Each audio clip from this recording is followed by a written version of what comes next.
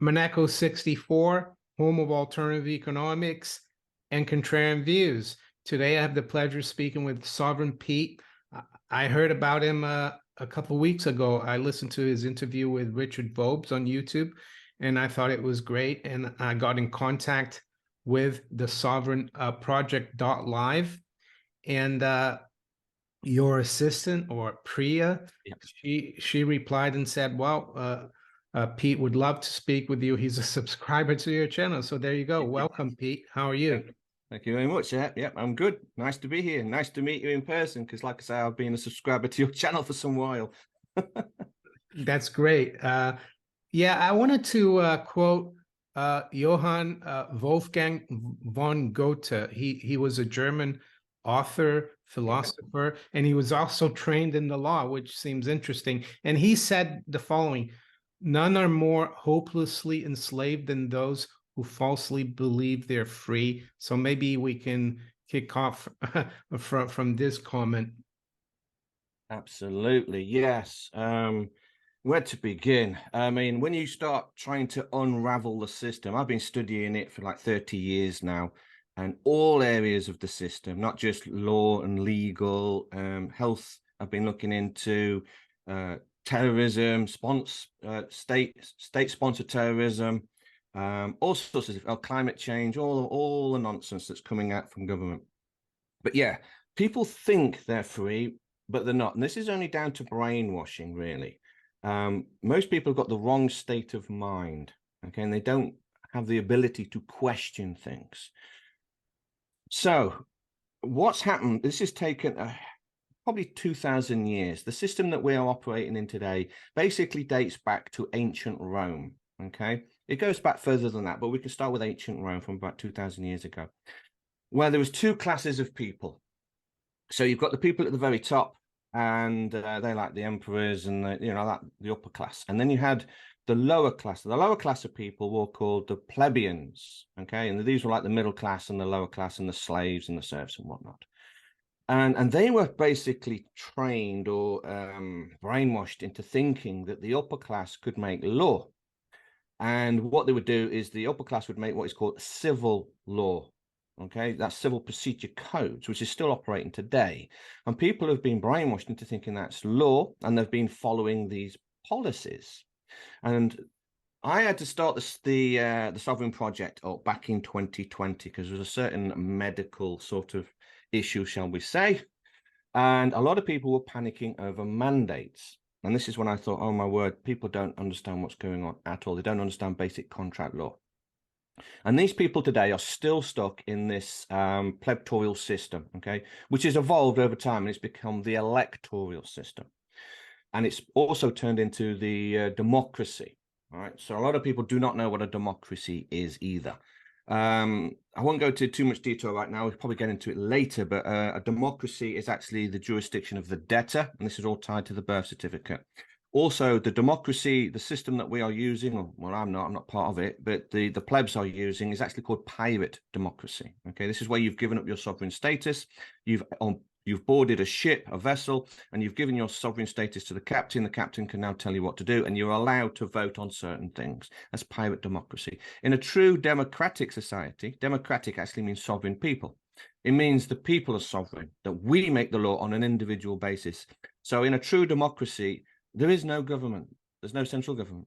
There's no political parties, and there is no voting. So all that is part of the pirate democracy that people find themselves in today. So going back to the mandates, people were panicking over mandates, going, I've been mandated to have a certain medical procedure. No, look, don't you understand basic contract law? You can't be mandated unless you've consented to the mandate. And this is done through a contract, okay? So you would sit down with someone else, we'll give them a name, Billy Bob. You'll sit down at the desk with Billy Bob, and Billy Bob says to you, says, look, there might be a medical emergency in the distant future. And if there is, I would like the authority to give you a medical procedure, okay? So you go, okay. So you two would sit down, you'd sign the contract, okay? So you sign it with Billy Bob. Billy Bob now has the right, because you've given it to him, to mandate you in the future. So then when a certain medical issue should spring up, Billy Bob can now say, right, I'm now mandating you to take a medical procedure because you agreed to it previously in the contract. Now, the thing with a contract is if no contract exists and someone tries to mandate you, that is what is called a tort. It's a tortuous act. In other words, what they're trying to do is they're trying to apply a contract upon you where one does not exist.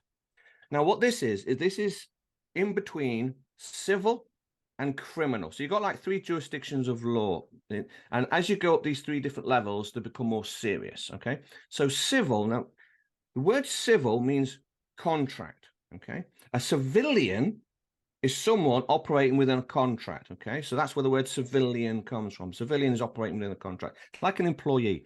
An employee, by the way, is not someone who gets paid for work. An employee means you are implicated. So a lot of people do, yeah, Interesting.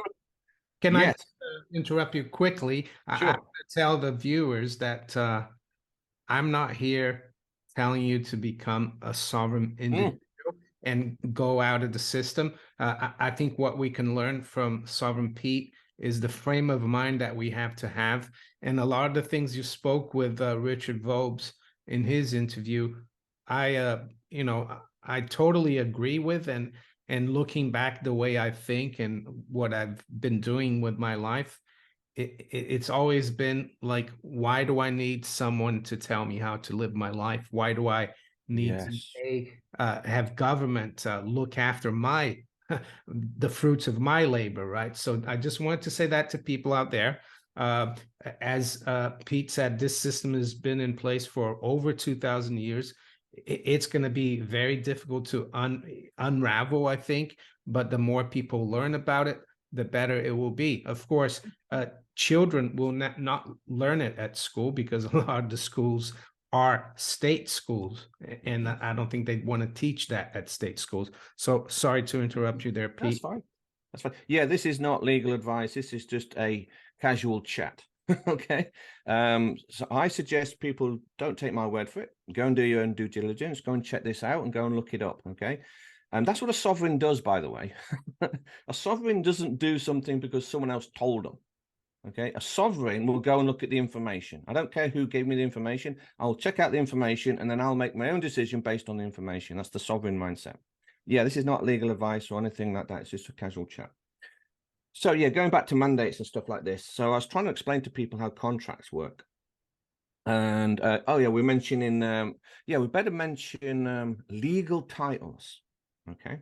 So this is where people get caught into the trap because they don't spot legal titles. Now, sovereign is a status. Okay, it's not a title. I do not allow someone to give you a title called sovereign. Go, no, no, no, it's not a title, it's a status. So a status is a way of being. So my status is currently I'm alive. That's a status. I'm a man. That's something I can't change. That's my status. Okay. And I'm also sovereign. Okay, because that's my status. That means that no one has the authority over me. No one has a high authority over me. No one has the right to tell me what to do. No one has the right to take money from me without my consent. That's what it means. And you are completely responsible for your own life. That's what sovereignty means. So it's not a title. So let's talk about before we get into legal titles. Let's actually take a step back and discuss the difference between law and legal. This is where people go wrong all the time. Okay, this is part of the plebiscite system. It's been going on for 2,000 years. But what has happened is people have been brainwashed into thinking that legal is law. It isn't. Okay, so the government, which is a corporation, and by the way, the UK government is actually very low down on the totem pole. It's not at the top. It's very low down. It only deals with the plebs. Okay, the slaves, the paupers. Just quick regarding the pauper thing. If you check your passport, it might say type P. If you look at your passport, and that P stands for a few things. It stands for pauper, partner, pleb. Someone who's a pauper doesn't mean that you might have a nice house, you might have a nice car, but the reason you're a pauper is because you're in debt and you have no assets. A lot of people don't realize this, but you don't own your car, you don't own your house, you don't own your business, you don't own your children. We can get into that with the legal titles. So anyway, law. Law is something you can't change. It's beyond our reach. Okay, that's why it's called a law. Okay, it's like the laws of physics. Okay, it's like laws of maths. 2 + 2 will always equal 4. I can't change that. Okay, murder will always be wrong. I can't change that. All right, murder means taking someone's life without right. That's the key word, without right. If someone tries to attack you and then you kill them, you had the right. So it's not called murder. That's self-defense. Okay, so that's a law. You can't change these. But what the government does is they create what they call the legal system, which is a two-dimensional world of dead entities. Okay, it only exists in paper. Now, in this world, anything goes. They can make stuff up, and it doesn't matter because it's not reality. Okay. Now, if you get pulled into that, what you're saying is you're stepping out the living, breathing world of the three-dimensional world, if you like, of reality and law, and you're now stepping into a legal fiction land that only exists within a contract. Now, what that means, there's nothing particularly wrong with contracts as long as you know that you're in one. So two people like myself, me and you, we could sit down and we can decide that there's going to be a law in our world. By the way, the world means contract. That's a jurisdiction. A world is a jurisdiction. So in our world, me and you, we could say, right, on a Wednesday, we are going to make a law that you must wear a yellow T-shirt. So we'll write this down in a contract. We will both sign it. And that is now our law within that contract. It applies to us only, no one else. So what the government does, which is a corporation, is it offers law. It's color of law. And what it does is they tell you this, by the way, and the average person doesn't recognize the words being used because they will use what is called a legislator. And you go, okay, then what does legislator mean? It means offerer of law. And you go, oh, you're making an offer. Okay. Now, because I know how law works, it cannot be changed and it cannot be added to. It's beyond my reach. I now know what they're doing is offering me a contract. They're offering me law within a contract. They're offering policies within a contract. Okay. And then when you understand that, you understand what a policeman does. He's a police officer. That's a policy enforcer. He's enforcing corporate policy. Oh, right. Now you understand what the game is, right? So whenever you hear the word legal or illegal, it doesn't matter who's saying it, what they're saying to you is that you have breached a policy within a contract.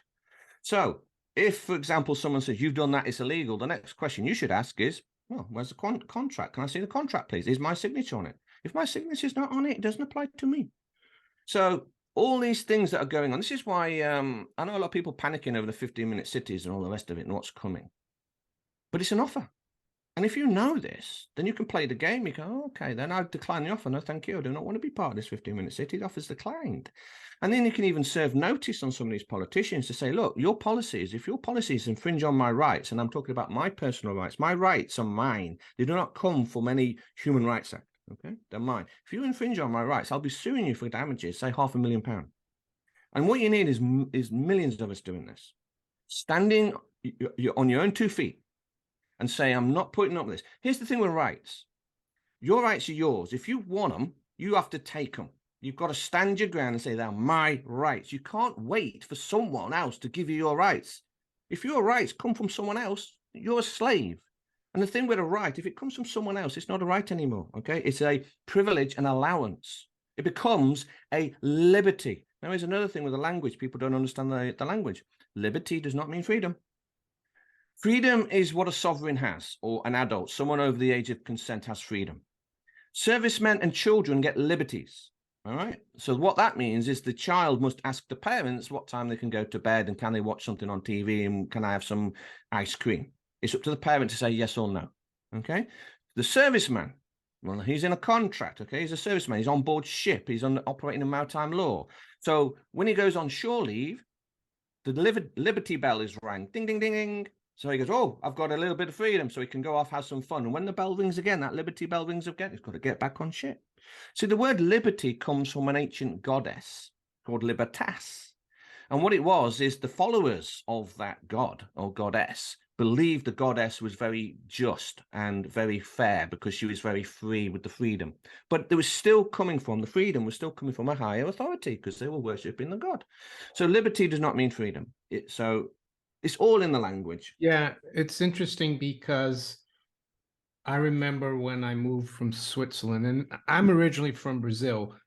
So that's probably one of the reasons why I can live anywhere, really. I think even though I've been here for 30 years, because this idea of nationality or country or state doesn't really play with me anymore. I mean, maybe when I was younger, you know, Brazil won the World Cup and you wave flags and stuff.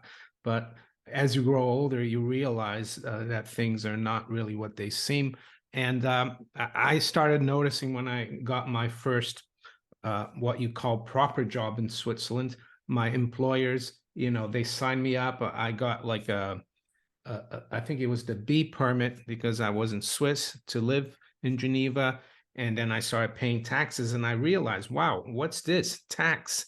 Because when you were at university or school, they never tell you, oh, you're going to work, but you're going to give at least a quarter of what you earn to the state.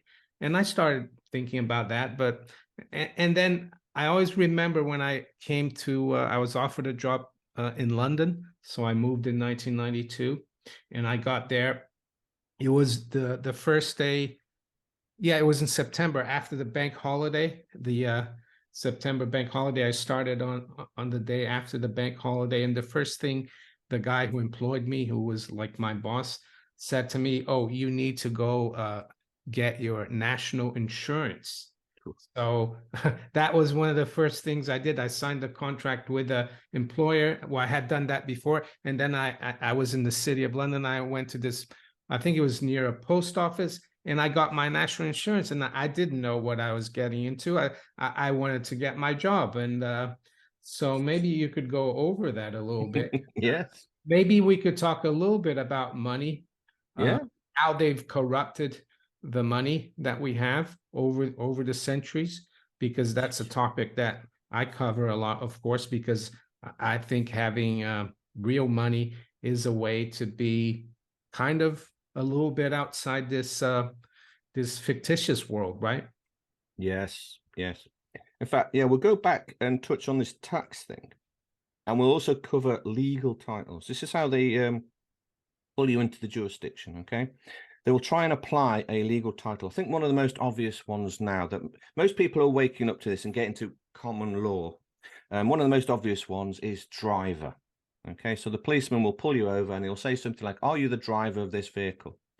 Well, the average pleb out there who does not know how to read will not understand those words. But there's been two legal titles have just been used, one of driver and one of vehicle. Okay, driver means you are acting within commerce, and your occupation, if you like, is driving. Vehicle is the tool you use within that occupation within commerce. Okay, that's how they trick you. And if you say, yes, I'm the driver of that vehicle, well, you're going to get a ticket then because you've just contracted. So legal titles.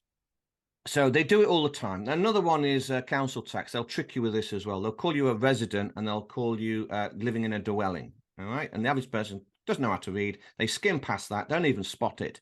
And what you should be doing is saying, what do you mean resident? I'm not resident. I don't have that legal title. Remember what a resident is. So a resident is someone who does not own the property, but is actually conducting commerce within that property. That's what it means, resident. Okay. So, and this is like an old folks home. They are residents of it. Okay. Also, that would, by the way, that's a business if people didn't know that. Also, university. You know, a lecturer would be have a residency within the university. So straight away with council tax, they're calling you a resident. Well, you call them out. You say, well, hang on a minute. Have you got any evidence that I'm a resident? And of course, they don't. They hope that you accept the title resident. And then they're using the word dwelling. And you go, that's a strange word. Why are they using the word dwelling and not private home?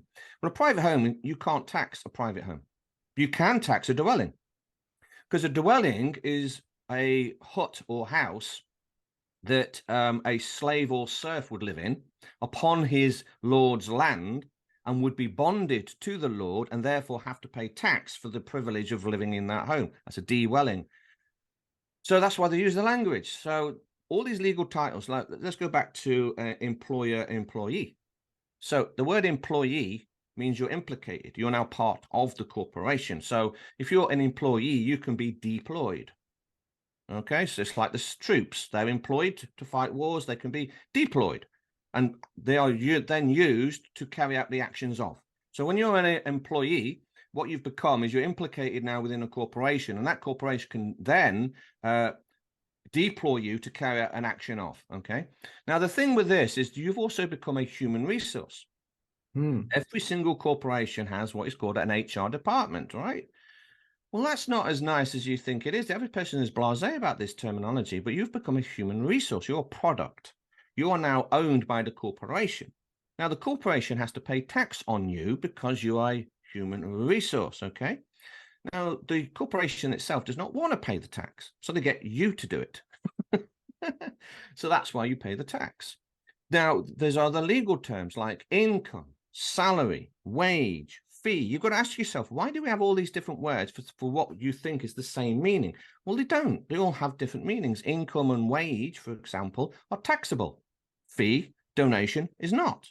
So an income is something an employee would actually receive and now has to pay the tax on because they are a human resource owned by the corporation. So it's all in the language, but the average person doesn't know any of this. So they, Sorry to interrupt you. What yes, about if you're self-employed? What does that mean? yeah, you're still in it. Yeah, you've used the word employ. You're implicated. So who am I implicated with when I'm self? Yourself. Oh, I see. And did you know though that you're not liable to any tax if you're paid with a gift card? Yes, that's a donation. Yeah, that's pretty You're interesting. not, you can't pay tax on donations or gifts. You're absolutely correct. Yeah. And also, here's another thing as well. You can't pay tax on gold because that is money. On what? Gold. Oh yeah, gold. Yeah, Yeah. In legal. fact, they even tax silver now. Gold sovereign is a legal. You know, it's a 1 pound nominally. We can go into that later. I Yeah. wanted to ask you a question though about the council tax. Sure. So we get every year, once a year. I think we got one. Maybe it was February or March. The statement from the council Yeah. with all the taxes, and I just look at the numbers. I don't read the whole thing, and we have a direct debit. So I'm not trying to tell people not to do this, but what would be the way out of it? And would someone get in trouble for Okay. saying I am not a resident, I live here, I'm not like I don't live in a dwelling, I live in my house, and I don't live with my wife or my husband, I live with my man or my woman. Yes. Okay. Yeah. This is not legal advice, and we're not telling anybody to do this regarding council tax. Again, sovereignty means you've got to make your own decisions. Now, there's multiple ways to go with this council tax thing.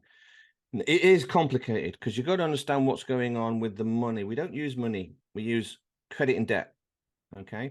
And simply put, everyone is considered bankrupt. Okay. So everyone or their corporation is their birth certificate is considered bankrupt, and you're not allowed to use money, which would be gold and silver. So the paupers operating in a democracy are being given credit to use.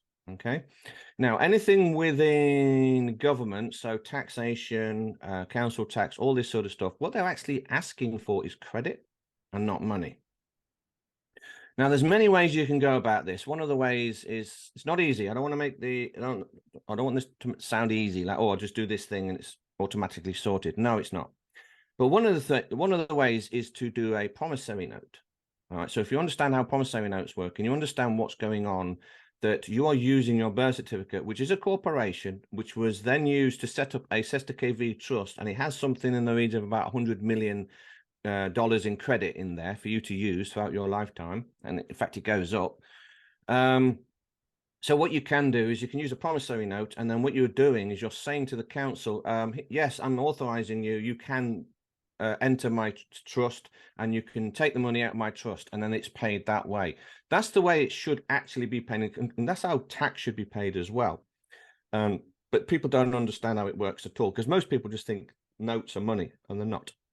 But there's other ways to go. So the other way is you could challenge obligation. By the way, you need to be doing this with everything. This is some of the things we hold a workshop here once a week. So I go through this. This is very complicated. You can't do it in an hour or two within a podcast, all right? It's a way of life, and it takes several months of studying to get good at this. But to make it relatively simple, you should always be considering a few things. First, am I obligated? So when anything comes through your door, okay, first of all, learn to read, because the name on the envelope's not your name anyway. We can get into that later. But anyway, so if someone's saying you've got to pay something or do something, the very first question is, well, am I obligated to? Now, remember, the burden of proof is on the one making the claim. So whoever is making the claim against you, the burden of proof is on them to prove it. So you go, am I obligated? So with a council tax, you say, well, am I even obligated to pay it? Turn it into question. It turns out you're not, because there is no obligation to pay it. We can't find it. There is none.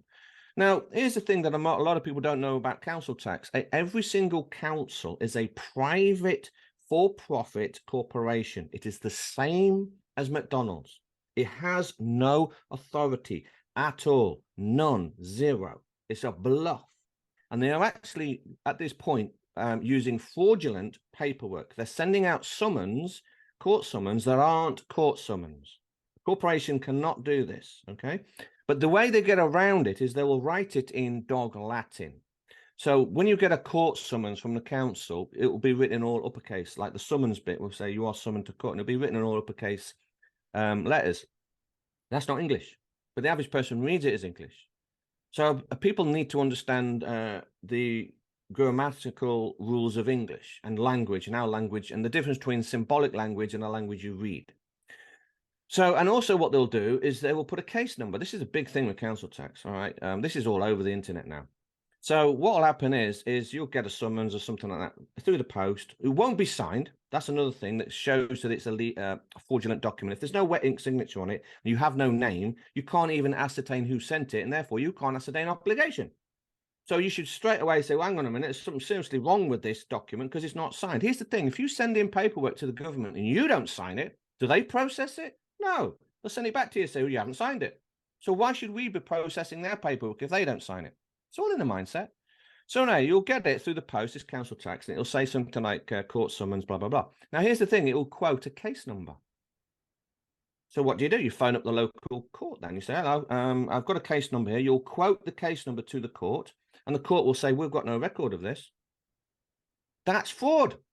So that's so what's happened is, if they are, the council are trying to make it look like it's the court who sent the court summons. Now, if the genuine court did send a court summons, it would be signed by a magistrate first off. There should be a seal from the court on the document itself. And then you will have a case number. And you can then go to the court and you quote the case number, and you'll get a whole load of information regarding what the case is about. But if the court says, no, we have no record of it, you know you're not dealing with a case number anymore. So it's fraudulent. And then you'll find stuff like they'll say on the summons or whatever, it'll say something like, pay the council directly, but don't pay the courts. And you go, hang on a minute. That's not how it works. If you get any document through the post that's saying don't pay the courts, but pay us directly, that's fraud. Because if it's a genuine court case, all payments must go through the court. Must.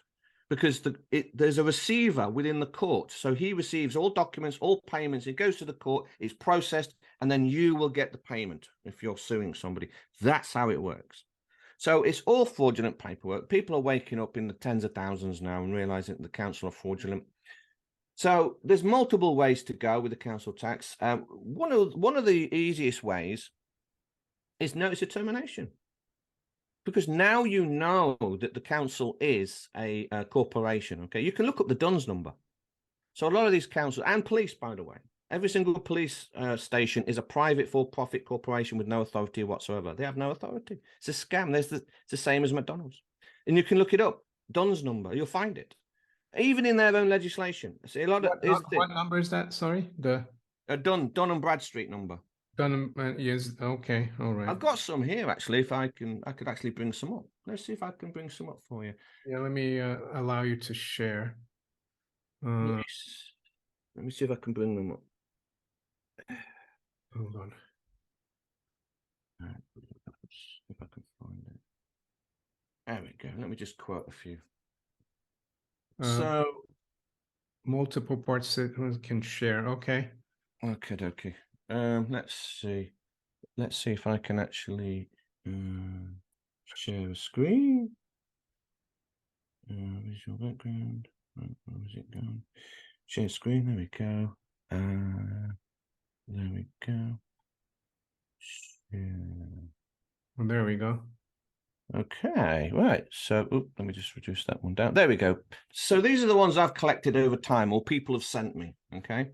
So Greater Manchester Police, and there's the address. There's the DUNS number, 2399236626. Devon and Cornwall Police, 2132748559. There's another one. So I'll just scroll if people want to pause the screen or whatever and Central Scotland Police Headquarters, Duns number. Office of Police and Crime Commissioner, Duns number. Is the Metropolitan Police. is Westminster is Parliament? Also, Parliament is, yes. I see. If I think I've actually got the UK corporation company number somewhere around here. 1 second, let's see if I can find it. UK corporation. So if I can't find it, I haven't planned to share my screen or anything. Another question I wanted to ask you, because when you see, like, let's say the Queen, when she signed, she only signed Elizabeth, just signed Elizabeth. She didn't have a surname. And the same thing for Charles. And you said that the UK law is just for plebs, right? And I remember a few years ago, there's an MP that went through the gates of number 10, and he had to go at a policeman, and he said, and he called him a pleb. So, Yes. but so you said there's that's just like a lower level law. Yeah. So is the Queen and the King now, are they like their law, is that different from ours? Because Yes. King Charles doesn't sign Charles, he's got several first names or Christian given names, but he doesn't sign at the end Windsor or No. so maybe you could go over Yes. that. And then Touch. afterwards, Yeah. I wanted to go over also for our US viewers, because I get about 45% my viewers in the US. You are here in England, of course, but then we can talk about the Constitution and what Sure. it really means.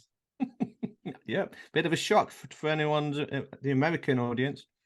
But yeah, let's go back to the name and see the king, the queen. By the way, the word royal means real. Okay, it comes from regal, real. That's where it comes from over time. So they are considered real. The rest of us are actually considered dead entities and plebs. Now, regarding the royal family, which are German, by the way, so a lot of people say, "Oh, it's a British." No, go and look at the history. They're German. They have what is called a house name. It's always the House of Windsor. Okay. Now, it's only the plebs that have a surname. Now, the surname is made up of two separate words, surety and a name. Now, if you are a surety for something, what you're actually saying, you are accepting the failings of someone else's performance. Okay. So if you're surety, and in the financial world as well, surety means you are surety for a debt, and it's someone else's debt. Okay. This is where constitutions come into play as well. So if you're surety for something, what you're saying is, yes, if that person, let's give him a name, Billy Bob over there, fails to pay his loan and creates this debt that he's paying, I will be the surety and I will then pay the debt. Okay. So surname is surety name or debtor's name. So that's what it means. Now, unfortunately, most people don't understand any of this. So they fill out the birth certificate name, and what it says surname, and then people are writing in their family name, but you've called it surname because you've written it in the box that says surname. Okay. Now we know what surname means. The government will trick you again, because what they will do is when they send you forms, what will they ask you? Normally it's name, forename, first name, and what will they be asking for? Surname. Now you'll fill it in. You'll go, okay, it's Smith. You've just contracted. Because they've said, what is your surname? And because you put your family name in there, okay, they're accepting that. The government is accepting that as your surety name. What you've just done is contracted, and you said, yes, I agree that I'm going to pay the debt of the state. That's what you've done. So And I guess you could fill it your whole name in where it says name. Just put like Mario in Echo and leave the surname blank. What would happen to the contract? Would be null and void? yes, it depends on the situation. Now, here's the thing. For example, credit is created. So credit cards, if you're dealing with credit cards, mortgages, and all the rest of it, that's not you. That's not your name. What you're doing is you're signing on behalf of your corporation, your legal fiction, right? And you have to sign in either black or blue ink. So the black ink signifies the dead entity. Okay, that's the dead. The blue ink is like the royal blue. It also has other references to maritime law, the law of the sea, and all this. The blue ink can also symbolize the creditor. So when you actually sign a mortgage company, a contract, so you go in, you want a mortgage, right? Well, remember, you're operating in the plebiscitarian system. You're in the democracy, which is the jurisdiction of the debtor, which is the lowest of the low jurisdiction within these three jurisdictions, which we can get into later. Now, what happens is it's still the living, breathing you is actually creating the credit. Okay, so this is a little bit mind bending. Only someone who is alive, a living, breathing sovereign, can actually create credit. All right, corporations can't do it. So what you're actually doing is you're going into a mortgage company. You're going to use your birth certificate, which is your corporation, because they'll ask you for your national insurance number. Okay, so you'll write the national insurance number and all the rest of it, and they'll write your name out, and it'll be in block capitals more than likely. They'll say Mister as well. So, by the way, the term Mister is a very low title. That's a legal title that lowers your status incredibly low. You're lowest of the low at that point. If you're a Mr. or a Mrs., you're really low. The title Mister also allows the mortgage company to access your Sesta KV trust, which is based on your live certificate of birth, which you don't have access to. Two separate certificates going on. When did they start using birth certificates? Because I've heard that historically you didn't have a birth certificate. People used to register with the church, or maybe not Correct. register. Yes, the church is behind it. It's the Vatican who controls it. Okay, so yes, it's always been with the church. If you've registered with the church, that's your birth certificate. Okay, it's been morphed over centuries. All right, this has been going on for 2,000 years. It's changed. It's very complicated. If you actually want to know the history of the birth certificate and how it became the way it is today, I would suggest you interview Peter Wilson. Okay, I know him. He's a friend of mine. I might be able to help you get him on as a guest. Now, he can really go into the detail. He goes back 2,500 years. He goes into the Venetians and how all these, Henry VIII and all this sort of stuff. He'll go in. It's a very complicated subject. Now, the mortgage company. So you go in and you want a mortgage. We don't use money. Money does not exist. Only credit does. Now, what they'll do is they'll get you to sign the mortgage contract, and what you've become the creditor. So the living, breathing you has signed on behalf of your corporation in black ink, or sometimes usually blue, by the way, sorry. It's usually blue in a mortgage contract, because you're agreeing to be the creditor. So say you're going to buy a house for £2,500, £250,000. That money doesn't exist. That credit doesn't exist until you sign that mortgage contract.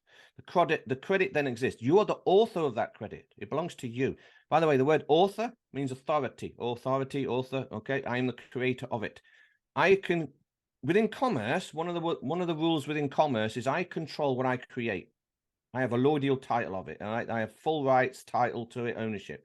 By the way, ownership, maritime law. If you own something, does not mean you own it. So people have got to learn that.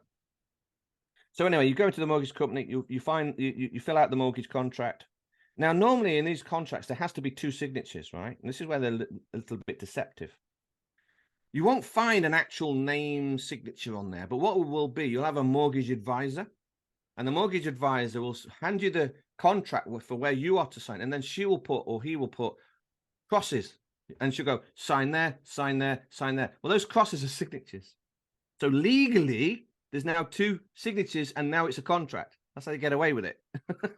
Also, they just cross it. Yeah, I've noticed that. Yeah. Yeah, they go sign here, sign here, sign here, and because people don't know any different, they go okay, and you sign in next to the, but that's two signatures. Wow. It's subtle stuff. So anyway, that's how the contract's created, and then they can dip into your trust fund for the 250,000 in credit, which you created using your name. It's your credit, by the way. And then they trick you, and this is where the fraud is, because they will say it's a loan. It's not a loan, because they never owned it in the first place to give to you. It's your own credit.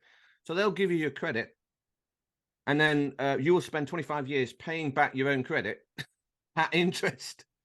Now, the way they sort of get away with this is they say what they're doing is they're carrying out a fiduciary responsibility to you. You've basically entered into a trust, and they are acting as a trustee.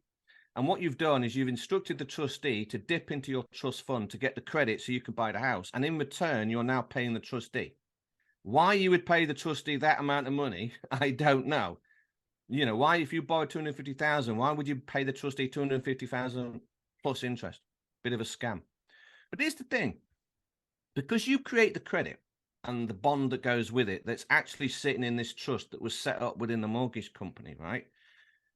They've taken on a fiduciary responsibility. Now, fiduciary means that they put your rights before theirs. Okay. Now, if they choose to foreclose on you and say, you know, we're going to foreclose on you, well, the thing is they're supposed to give you the bond, the money back, the credit. They should give it back to you.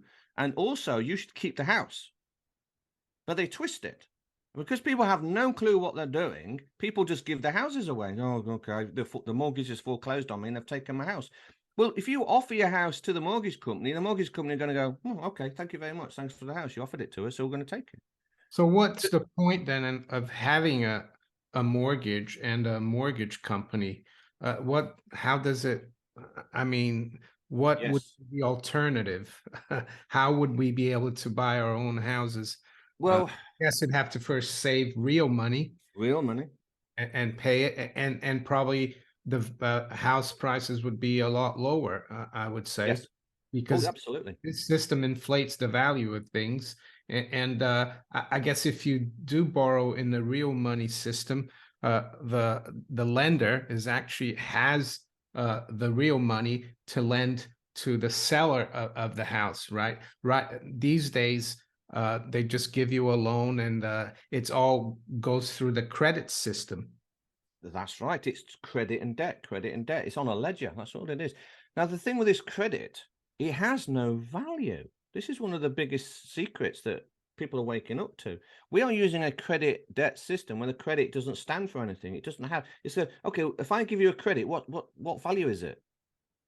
No Yeah, one I knows. mean, the Bank of England note still says, I promise to pay the bearer the sum of £20 on demand. And I've called the Bank of England before and asked, I said, in 1914, you could still go and get a pound in gold sovereign, but then you took that, you stopped the convertibility of World War One. And I said, why Mhm. do you keep that promise there? And they said, oh, that just means that if you have a damaged note, you can get a new one. And I said, why don't you write that on the note? If this note gets damaged, you can get a new one. So I've been trying to tell well, I've been trying to inform people about that for years, about sound money and the fact that, yeah, we don't use money. We don't. Absolutely right. There's no money. We use credit and debt because we are operating, we don't know it, but we're operating in the jurisdiction of the pauper. Okay. And what's happening? See, you've got two, in layman's terms, you've got two levels of bank, central banks and high street banks. High street banks do not use money at all. They only use in this system of credit and debts. They use promissory notes. Okay. No money is used. A, a central bank does use money because it holds gold and silver. Okay, these are two banking systems that operate differently. They're operating. So the central banks operate a higher jurisdiction. So let's go back to these three jurisdictions we mentioned about earlier. So you've got three basic jurisdictions. Okay, the highest of the high jurisdiction is what is called private. That's your private world, my private world, my private jurisdiction, my private dominion. Okay. I am sovereign. Private is the highest of the high. Okay. Your private jurisdiction operates above all commerce. It operates above all governments. It operates above all nations, all countries, everything, all legislation, acts and statutes, doesn't matter what it is, all courts. Your private jurisdiction operates above the Supreme Court. You cannot get any higher. If you get any higher than this private jurisdiction, you're shaking hands with God if you're religious. Yeah, I mean, that's what I believe in, that I owe, as long as don't hurt anyone, uh, I should be left alone. That's privacy. Correct. Correct. That's the jurisdiction of the sovereign. Okay. Um, Now here's the thing as well. We better just touch on courts just so people understand what's going on. Most people don't know this, but you have the power and the authority to hold your own court. Okay, because only a sovereign, and that's a living, breathing man or woman, a sovereign, can hold court. So when you go to court, a lot of people are going to court. Oh, I've got to go to court. Well, you're going into someone else's jurisdiction, aren't you? You're walking into a room and you're now operating in someone else's jurisdiction. You've left your court. So if someone's summoning you, by the way, summons means invitation. If someone's actually summoning you to court, you go, under what authority? This is So what what people are should the start asking. courts that we go into these days? I haven't been summoned, but Mhm. it be King Charles Court. Is that what it is? Oh, well, actually, courts themselves is very difficult to wrap your brain around. Okay. That's probably another 2-hour conversation on its own, but I'll just touch on the very, very basics. Okay. All these courts operate under maritime law, layman's terms. Okay. So it's all shipping terminology. So if you enter one of these courts, you are leaving the jurisdiction of the UK and you're entering a foreign vessel in dry dock. That's what you've just done. All right. So you step into any of these courts, magistrate, it doesn't matter what it's called. All right. It doesn't matter if it's magistrate court, royal court, King Charles's court, whatever, family court, does not matter. By the way, if you put a word next to the word court, you've turned it into a legal title. It's not a court anymore. That gives the game away. So anyway, so you walk into these courtrooms, it's a foreign vessel in dry dock. It is not operating within jurisdiction of the UK. Okay. So a lot of people are saying like, oh, Magna Carta this or Constitution that and Bill of Rights this. And I'm going, well, none of that operates within the UK and none of that operates in any of these courts at all. Bill of Rights does not operate in these courts. Okay. Constitutions do not operate in these courts.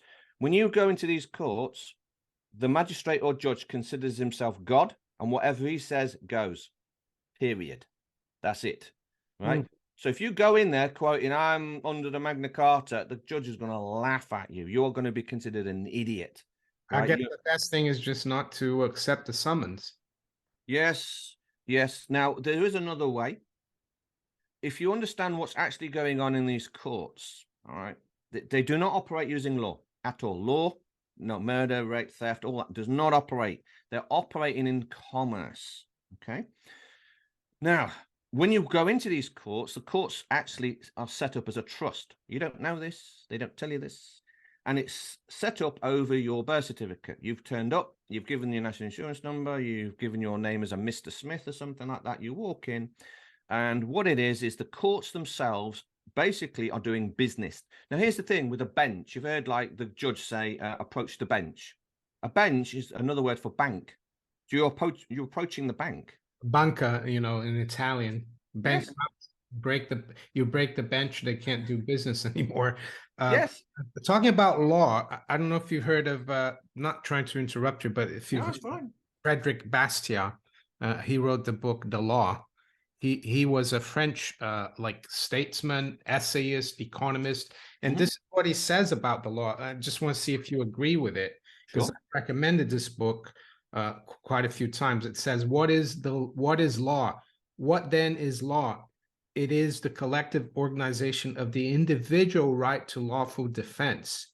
Each of us has a natural right from God to defend his person, liberty, and his property. These are the three basic requirements of life, and the preservation of any one of them is completely dependent upon the preservation of the other two. For what are our faculties but the extension of our individuality? And what is property but an extension of our faculties? So he uses the word their person, which Yeah. I think you probably won't agree with, but he's basically saying that yeah, the law is basically your right to protect yourself. Do Yeah. you agree with that? Absolutely, I agree with that. That's right. So the thing with the law is a lot of people don't know this. This has been stolen from them. Is that every single person, and when I'm using the word person, I'm using it as in Oxford English Dictionary, which is the living, breathing person and not the corporate person. So maybe just touch on this very quickly, but person comes from the word persona or acting of or acting as. So if you say in court, I'm the person, that's referring to a corporation. So, but we can switch. If I use the word person, everyone's not going to go, ooh. Yeah.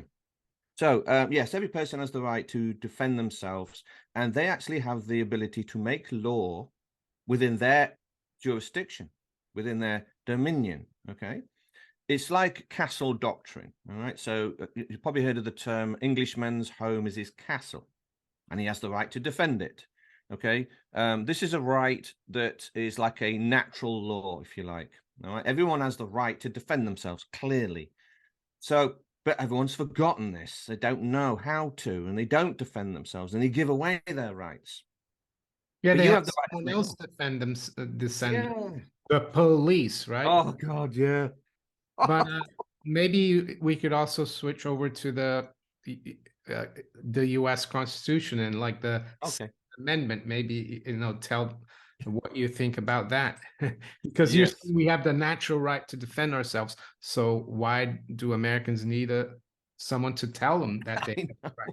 the right? You're absolutely right. I mean, like the Second Amendment, the right to bear arms. The thing is, if you are sovereign, you will know that, yeah, I've already have that right. I don't need some politician to write it down on a piece of paper and say, I've got the right to bear arms. I'm going, yeah, I know. I already have it, and I don't need your permission. Thank you very much. Go away. But in fact, America is the easiest one to show you how the system works. Okay. Which this might help a lot of people. Then you can see the pieces and you can see what's going on. So first of all, America had the founding fathers.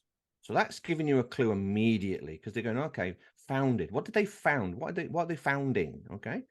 Well, what they did is they founded a corporation, a business. It's a little bit like Henry Ford founding the Ford Motor Company. All right. So whenever a group of people come together and they found something, or they are the founders of it, they've created a corporation. So think about America. A lot of people, the United States of America, sorry, America itself, the word America is referring to the name of the land. The United States of America, or just the United States, they're two separate corporations that operate a jurisdiction upon the land. The land never changed. So the land was always there. But then the founding fathers came along and says, okay, we're going to found United States of America. And at that point, they created a corporation. Okay. So within this corporation, um, their corporation that they set up lasted about 8 years or something like that. I can't remember the exact time. Then it went bankrupt. So what they had to do Was that was, the Articles of Confederation? oh God, yeah. Now how It does it? was.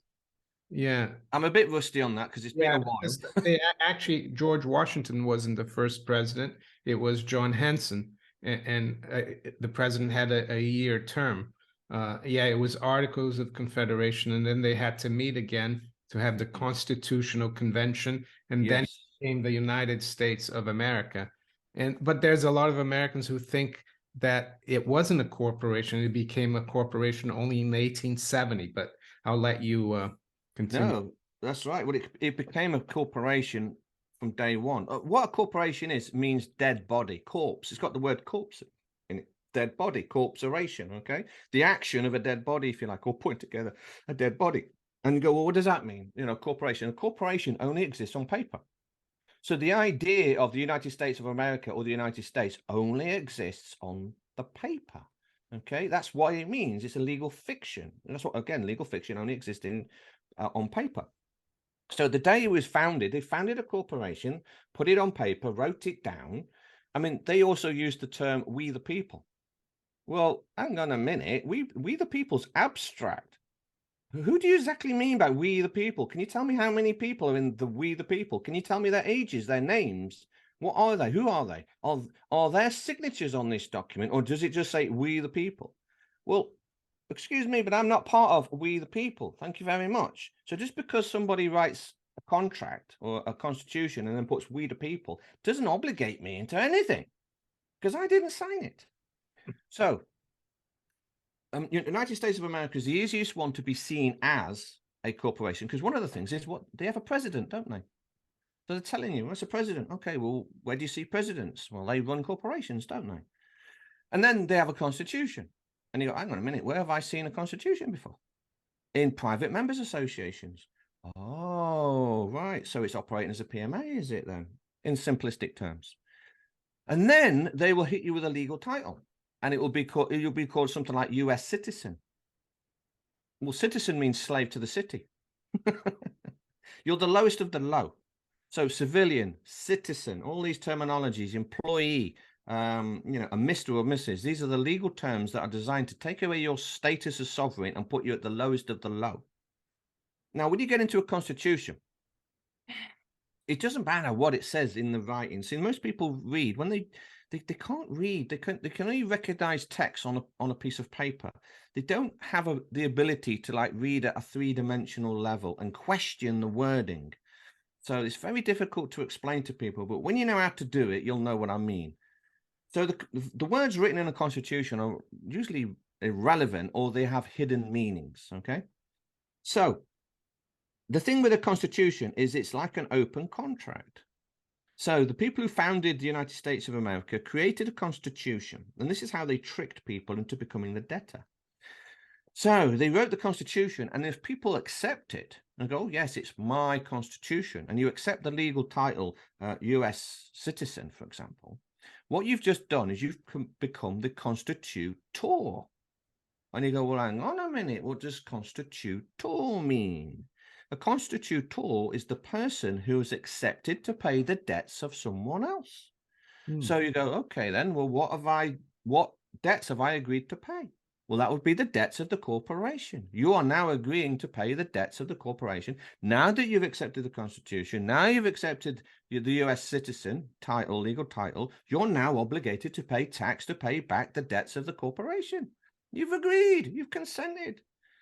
So they do it here in the UK as well. They call us constituents when you vote. Okay. Again, it's in the language. They use the language. They're telling you, they're literally telling you that the average person doesn't understand the meaning behind the word. So take voting, for example. In the UK corporation, you vote with an award. Well, that's giving you a clue. You go, well, hang on a minute. Well, what is a ward? Well, if a person becomes a ward, that is someone who's given up their authority. If you're a ward to the state, for example, you've handed over your authority to the state now controls you. Children, for example. Now, if you're operating within a ward, same thing. So if you find yourself within a ward, what you're actually doing is you're handing over ownership, you're handing over authority to a higher authority. So if you're in a hospital ward, you're handing over authority to the doctors and nurses. If you're in a prison ward, you're handing over authority to the prisoners and the rest of it. If you're in a voting ward, you're handing over the right to vote to the people who's actually organizing the voting. Your votes mean nothing. Okay. So, but then you are called a constituent. And if you accept it, so what do? You register to vote. Well, what does register mean? Register means handing over something of importance. You're handing over authority to the king. So that's what you've done. You've registered. You never, ever register anything because you've handed something over. So you've registered to vote. You've handed over your authority on the right to vote to someone else. You're voting within a ward. That makes you a constituent. You've accepted it. You filled out all the forms like the council has asked you to do using black ink and using all caps, because I say, can you write your name out in all caps? And you go, okay, then. So you just fill out your name in all caps, which is your birth certificate, corporate name. You've done all the paperwork and you now agree to pay council tax. Do you think, because up until the 60s, I think a lot of children were taught Latin at school. Oh, yeah. Do you think that has kind of made people ignorant of how to read things? Because a lot of these words are derived from Latin. Yes, absolutely correct. I mean, grammar is not taught in schools at all. Grammar schools are gone. I think grammar schools in this corporate country was gone before I was even born. I can't remember what date. I think it was it 1969 or something, grammar school? I think some councils still have grammar schools, but yeah.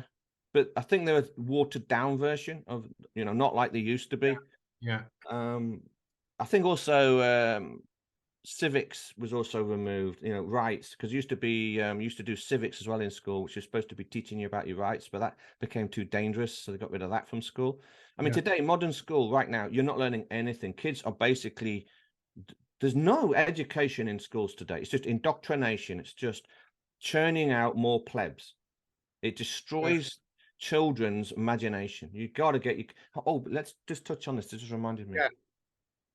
Here's the thing, right? Because what you've done, this is very serious. Parents, if you're a parent, you've got to wake up to this. Because you've registered your children, you didn't realize you did this, all right? But what you've done is you've handed over ownership of the child to the state. The state owns the child. Don't panic too much. Is that the birth certificate you mean? Yes. Because what happens is the mother is the informant. If you look at the birth certificate, it will say informant. You know, that's a strange word. Why would the mother be an informant? That's normally an informant is someone who's snitching on a criminal, you know, underworld. And why am I an informant? So it's in the language. People should question it. So what the mother's doing, she signs it. She's the informant, and what she's doing, she's informing the state that she's just abandoned her child. Because the thing is every single state hospital, all maternity hospitals are foundling hospitals. People don't know that. So you go, okay, what's a foundling hospital mean? It's somewhere where you discard goods you don't want anymore. Foundling. Founding or Foundling. foundling. I never heard Foundling. the term. Yeah. Yeah, go and everyone who's listening to this, go do your research. Yeah.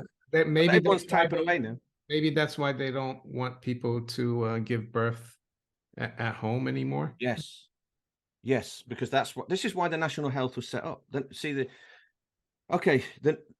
National Health Service. Rabbit hole here. I know, this is the thing. We're going down this rabbit hole. It had two mandates. The National Health Service was actually set up by ex-Nazis after the Second World War. It was set up in 1948. Ex-Nazis. Who are they? Doctors, research. Is it Operation Paperclip? I believe. Oh, I see. Yeah. Yeah. So I thought they went to the U.S., but they came here too. Came here. Yeah, all the Allies shared all the medical doctors, scientists, and all of that. Some came here. So, Oh, I see. that's a rabbit hole. If people want to go and research it, go and have a look. So I'll just give you the cliff note. So what happened was the National Health Service was set up in 1948, and he had two mandates. One of them was to make sure that every single child was registered. That's the main key. All right. So they were trying to get. This is why they made it look like that the National Health is free. It's not free, but it looks like it's free. So, you know, mothers and fathers go, oh, it's free healthcare. Let's have our child in the hospital. It's free.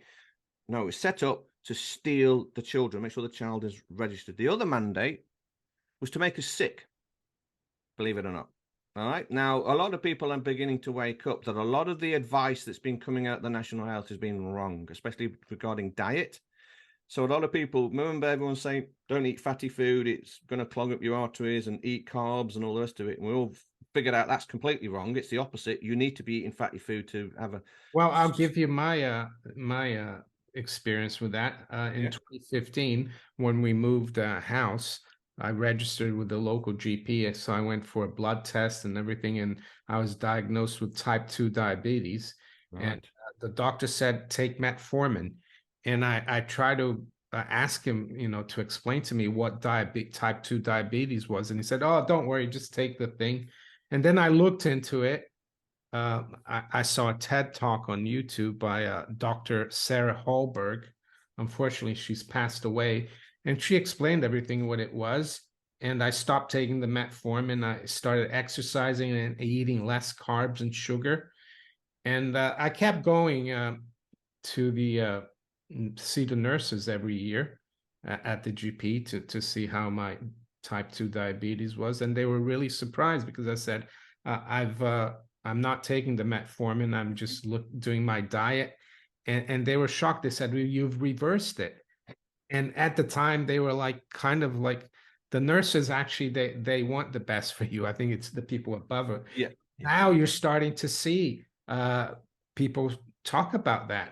And it's like you said. So sorry to interrupt you there. No, that's fine. One of my best videos in terms of views is I spoke about that back in 2016, how I reversed type 2 diabetes, because I wanted people to know a little bit about myself. But I'll let you continue with the second mission of the NHS. Oh, yes. Yes, that's right. But you're absolutely correct. Type 2 and type 3 diabetes can be reversed. Type 3 diabetes is Alzheimer's and dementia. Basically, what's happening is the brain is starving to death because it hasn't received any saturated fats. There's no fats going to the brain, and it's starving to death, and it's being poisoned with sugar and other toxins, E numbers and all the rest of it. Okay. I didn't know. I never heard of type 3, that Alzheimer's and dementia was type 3 diabetes. Type That's 3 diabetes. yeah. Go and have a look. Yeah. I will, because like you said, a sovereign individual will do his or her research. I won't take anyone's word for it. Yeah. And that's what I try to tell my viewers. Listen to me and everything, but do your own research.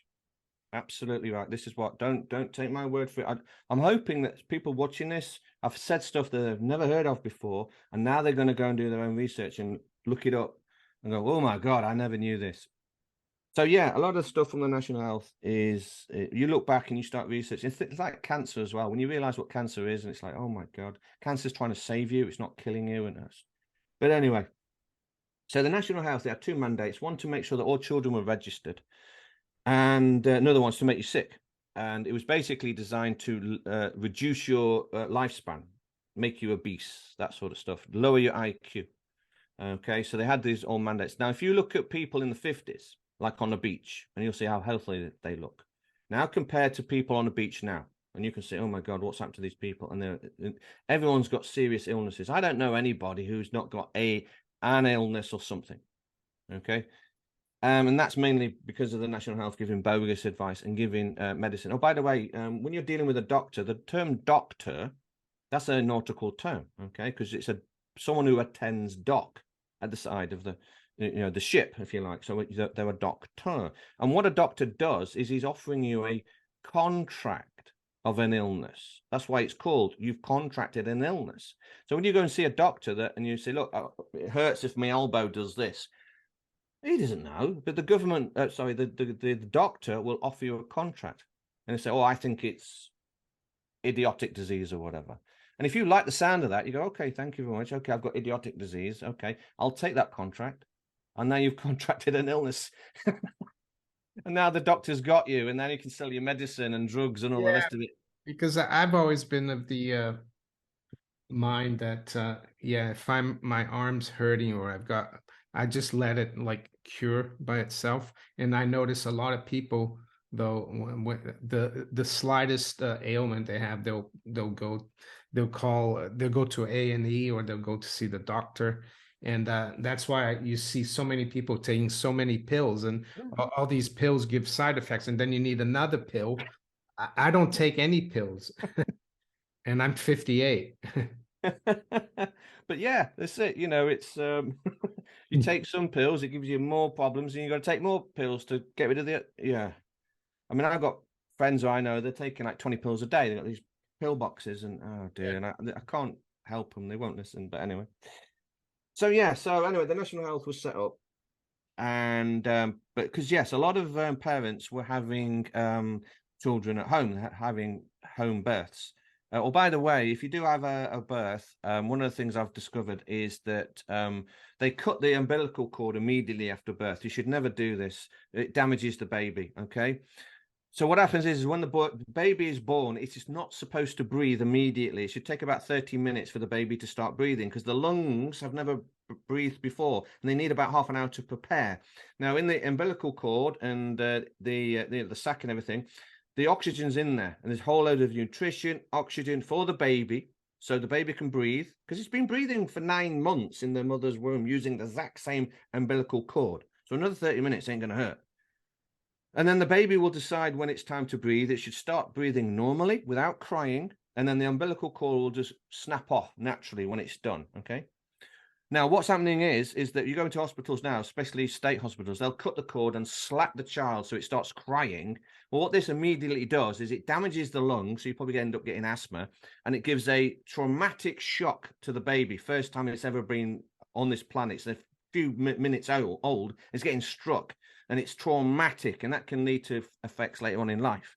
Now, the thing is the reason why they cut that umbilical cord so quickly, this is all to do with their maritime law, court system, legal system. It's a religious system, by the way.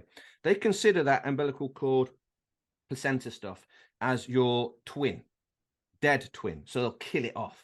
So they like to cut it, kill it off. Another thing what they'll do is, and that's what your birth certificate is supposed to be based upon, is your, your umbilical cord, placenta. That's the dead entity, if you like. I know it's twisted. When you research this stuff, it's like, oh my God, these people.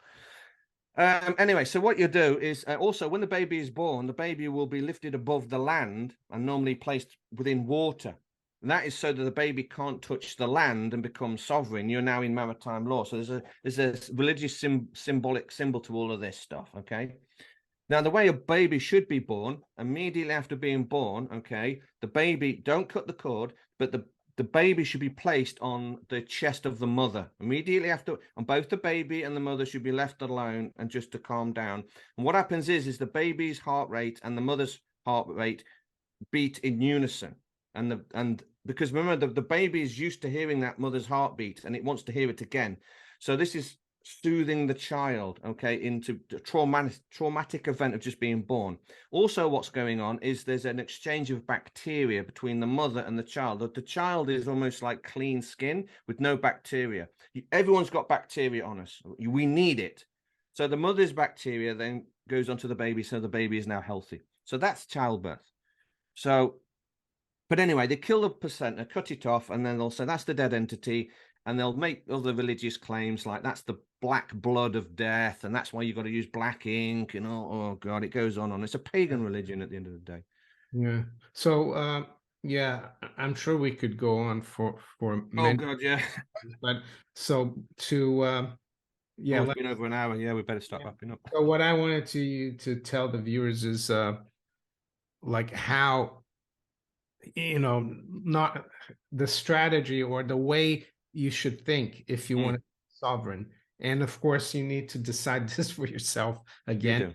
Yeah. So I think you mentioned this with your interview with Richard. I think is it 3 or 4 points that you know, you have to ask yourself questions, and if you answer it in a certain way, then you're either a slave or a sovereign. Maybe you just go over that, and then Yeah, we'll wrap it up. I can do that. Yes, I do ask a few questions of people. One of them is I'll ask them. You don't have to answer this. So these are open questions. But I'll ask somebody. I'll say, what is your credit rating? Now, if you're thinking of a number and you're going to tell me a number, well, I'm sorry to tell you, you're brainwashed. A sovereign would turn around and say, who the hell did I give the right to give me a credit rating? Give me the name of the person who thinks they have the authority to give me a credit rating, and not only to give me a credit rating, but they'll sell that data to anybody who requests that credit rating. That's the sovereign mindset. If you've got a slave mentality, you'll go, yeah, my credit rating's da-da-da-da. Sorry, you're a slave. Another question I ask people, what's your national insurance number? And if you just quote it, you're brainwashed because you've accepted the national insurance number when you should be saying, hang on a minute, I didn't ask for a national insurance number. Who gave me this? Who decided this number's mine and it somehow applies to me? Another question I'll ask people, where does authority come from? Now, if people say government, sorry to tell you, you're brainwashed. You've got to fix that mindset. The authority comes from you. That's where it comes from. Okay. So for someone to have authority over you, you have to give their authority to them. You have to give them permission. This is normally done in a contract. So you'll sit down with your boss and say, yeah, I will allow you to tell me what to do within the confines of this contract between these hours and only regarding these issues. Like if I work Monday to Friday, 9 to 5, and I'm operating the widget machine, you can tell me what to do in those hours about the widget machine. What you can't do is mandate me to have a medical procedure. It's all in a mindset. You've got to break the slave mentality. If you want to be free, break the slave mentality. Then you're ready to learn how the system actually truly operates. And then you will discover there is a way out. It's complicated and it's worth it, but it's a lot of work to learn this. But it starts with a mindset. Yeah, just one more question. I remembered yesterday they had this alert Oh, yes. thing. I actually turned off the thing on my phone. And I mean, I thought the same way. Why, by letting the government ring you and responding to it, you are consenting, Yes. right? And I think even Jacob Rees-Mogg said he was going to turn it off, and he's an MP. So Right. yeah, and now it's coming out that I'm not sure if it was the government that made the mistake, that apparently 10 million people didn't get the call. Me thinks that 10 million people just ignored it and didn't consent to the government. What's your view in that? I'm sure you Yeah. did the call either. No, I switched off all my settings and for the whole day I took apart my phone. took the battery out, SIM card, and left it. I mean, the thing is that yeah, I have got a mobile phone, but I don't like it, and I don't like using it. And a lot of times, I'll just leave it on my desk and go and do something. And I don't use it for social media. But yeah, now yeah, there's more to it as well. So what it is the yes, they'll send you the alert, and there'll be a tick box on there or something like that, and it will say acknowledge the alert. But what they're actually doing, what the government's doing, is saying entering you into a contract. So if you acknowledge the alert and say, yes, I've received it, what you're actually doing is allowing the government full access to your phone. So now the government has full access to your phone, your camera and everything. It's all above board. We know they've been doing it sneakily. All right. We know that iPhones are very bad, and you don't want an Android phone, a Google Android phone, very bad phones. You don't want anything with Microsoft either. Oh, by the way, let's just Probably the best one is the Chinese one, Oh, Huawei. good. No, I don't know. I'm just being a bit contrary Yeah, because they're the ones who are supposed to be dictatorial. all countries are when you look at it. They just got different ways of doing it. But yes, so yeah, these phones. So if you accept the alert, then yes, you're giving away access to your phone. Now here's the thing as well. Look, just round off. We'll just finish on one thing. Now we didn't have time to go in all details today, but if you've got anything with a serial number, all right, or a VIN number, your car's got a VIN number, and all your devices have got a serial number. Well, here's the thing: you don't own it. All right. Anything with a serial number or a VIN number, that sort of thing, okay, will have what is called a manufacturer statement of origin. Okay. If you do not have that, the manufacturer statement of origin, then you do not own the thing, laptop or whatever. Now, Microsoft knows this. Apple knows this. Tesla knows this. You don't own Teslas at all. Now, what Microsoft are doing with Microsoft 11 is they are trying to get you to sign up for an account with Microsoft, and they're making it very difficult for you not to be able to do that. Now, the reason is if you actually register account, remember what you're doing when you hear the word register, you're handing over ownership. So if you register an account with Microsoft using Microsoft 11, Windows 11, then you've given away your computer to Microsoft. They can now have full access to your computer. They can log keys. They can do screen grabs. They can even remove files from your computer. You've admitted it. You've allowed it. So you've got to be very careful with your devices. That personally, I'm switching over to Linux, so all my devices are going to be running Linux. I'm looking into getting a new phone. I might get the new Clear phone, which is a crypto-based phone. I don't want anything with Android on it. I want nothing to do with Microsoft. I want nothing to do with Apple or any of that garbage. What You about no my privacy. Apple phone? It does have a serial number on it. Yeah, Does it you mean I don't own own it. it though? Nope, you don't own it. So you might notice with the iPhone is that some months ago, it might be a year or so ago, there was a certain app that was on a lot of people's phones, and then one day they noticed that the app was gone, and they went, "Where's my app gone?" And Apple decided, I can't remember if it was Tinder or something like that, one of these social media apps or whatever it was, and then Apple decided, no, we don't like that particular app, and we're going to take it off all of your iPhones. And everyone's going, what? How can you do that? It's because Apple owns the phone. You are just having use of it. You are the you Even are the user. even these alerts, I never knew it was on my phone. I wouldn't have Oh, turned it off if someone hadn't talked about it. But yeah, it's hidden yeah, deep in the settings. yeah. So yeah, Pete, that was great, and Cheers. maybe we can talk again in the future. Sure, There's so not a much problem. more to talk about. Maybe tell the viewers where they can find your work. Sure. I'm sharing it here right now. I guess this is your website. Yep, that's the website, thesovereignproject.live, and there's a whole load of free documents on here. So you download them for free, read about it. So if you want to learn about how powerful your signature is, if you want to learn about how to do a notice or what an affidavit is, all this sort of stuff, we've got trust specialists on there. So if you want to set up a trust, we've got a crypto specialist that might be able to help you as well. We've got handbooks that you can buy. We're doing an online 22-week course that people can sign up to, and we'll take you as a complete noob, like you know nothing, and we'll get you up to a level where you'll be able to at least defend yourself regarding paperwork. Now, we're also looking for help. So we're looking for collaboration. So other groups that want freedom, get in contact with us. We'd like to work with you. We're trying to put up a business directory. Okay, so that's one thing we're trying to do. So if there's businesses out there that want to be in freedom, you know, they want to be in a free market, we're trying to put that together. We're trying to put together a directory. We do have a ex-policeman who's part of the team. Okay, and he's there waiting. He'd like to listen to any other ex-police or ex-military. So if you're ex-police, ex-military, you realize you've been used, you want to do something about it, please contact our specialist and we'll get something together on that. And we've got workshops, live workshops. I think we've got over 12,000 members now in 75 countries. Things are really taking off now.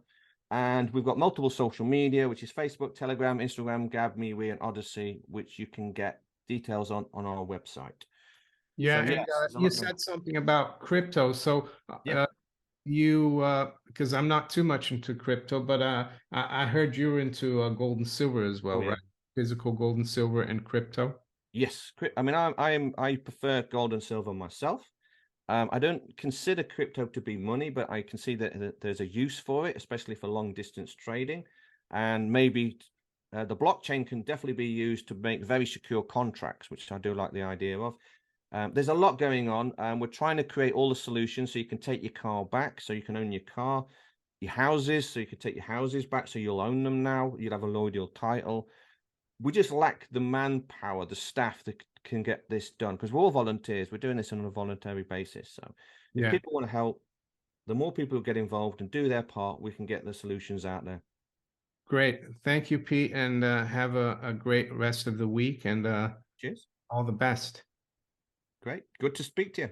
Good to speak to you too.